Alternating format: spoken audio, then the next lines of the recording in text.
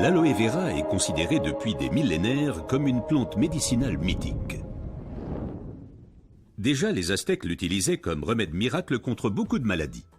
Dans la médecine populaire, elle est connue pour ses propriétés désintoxicantes, purifiantes, dégraissantes et désacidifiantes. Aujourd'hui, on sait également qu'elle exerce une influence positive à la fois sur le taux de sucre et le taux de graisse dans le sang, par exemple le cholestérol. Mais il faut préciser qu'il existe différentes sortes d'aloe vera. La véritable aloe vera, l'aloe barbadensis, est un lys du désert et est cultivée dans les régions sèches, notamment en Amérique centrale et en Amérique du Sud.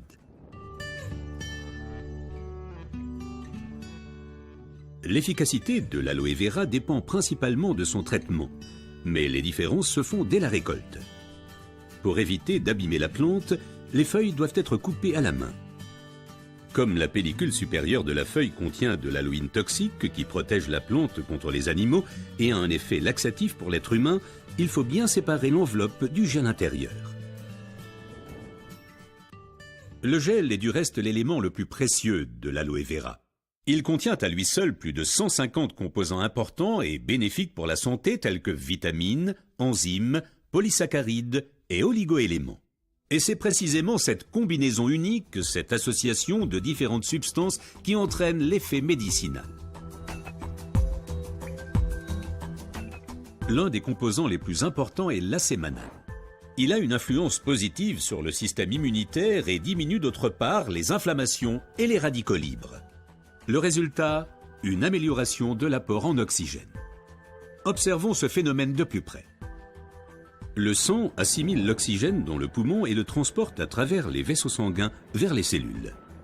Les gros vaisseaux se divisent et deviennent de plus en plus petits pour devenir enfin des vaisseaux capillaires.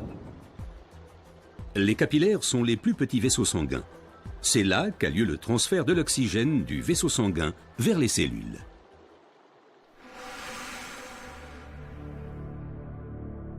Une alimentation malsaine, la pollution de l'environnement, le stress et des exigences élevées affaiblissent notre système immunitaire. Les radicaux libres ont le jeu plus facile et ils peuvent entraîner des micro-inflammations dans l'organisme. Ces inflammations altèrent les vaisseaux et entraînent un épaississement des parois des capillaires.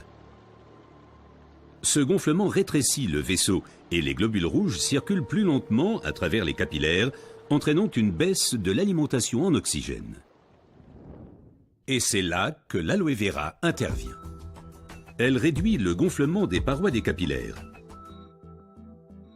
Les globules rouges circulent plus rapidement et l'alimentation en oxygène est améliorée. Les toxines et les impuretés sont évacuées plus rapidement. De récentes études indiquent que d'autres substances naturelles peuvent encore améliorer l'effet de l'aloe vera. Parmi ces substances, il faut citer tout d'abord le silicium, mais aussi l'huile d'onagre et enfin les minéraux basiques. Observons tout d'abord le silicium d'un peu plus près. Le silicium est indispensable à l'organisme. C'est un élément structurant. Nous le connaissons surtout sous forme de sable de quartz que l'on trouve dans la pierre et le béton. Dans l'organisme, le silicium contribue à stabiliser les tissus, mais il renforce également les os, les ongles, les cheveux, les tissus conjonctifs et les parois des capillaires. Avec l'âge, les capillaires menacent de perdre leur fermeté. Ils peuvent littéralement se désagréger, ce qui entraîne une interruption du flux sanguin. Dans le pire des cas, ceci peut entraîner des incidents vasculaires cérébraux et l'infarctus. Le silicium renforce et soutient les parois des capillaires et maintient ainsi le vaisseau sanguin ouvert. Les globules peuvent ainsi continuer à alimenter les cellules en oxygène. Mais le corps humain ne peut pas s'alimenter en silicium sous sa forme d'origine qu'est le sable de quartz. Toutefois, la nature offre des alternatives, et notamment une source végétale idéale, l'ortie. Car elle est riche en silicium naturel, mieux assimilable par l'être humain. Une oxygénation optimale ne dépend pas uniquement des capillaires, mais aussi et surtout de l'état du sang. Le sang ne peut bien circuler dans les vaisseaux capillaires que s'il est suffisamment fluide. Certaines substances peuvent améliorer la fluidité du sang, l'huile d'onagre avec ses acides gras insaturés et naturellement les minéraux basiques. Les acides gras insaturés sont des fluidifiants du sang. Ils empêchent les globules de s'agglutiner et donc un épaississement du sang. Les minéraux basiques soutiennent l'élasticité des globules rouges et facilitent ainsi leur passage à travers les capillaires.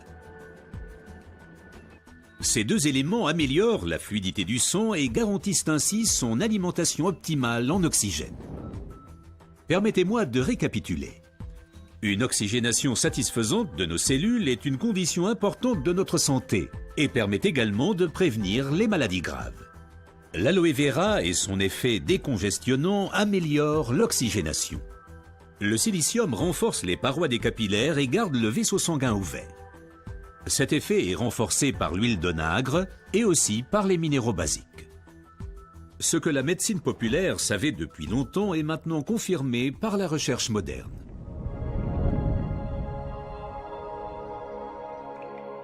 L'aloe vera améliore l'apport en oxygène et donc votre santé. Car l'oxygène signifie la vie. Faites confiance à l'aloe vera.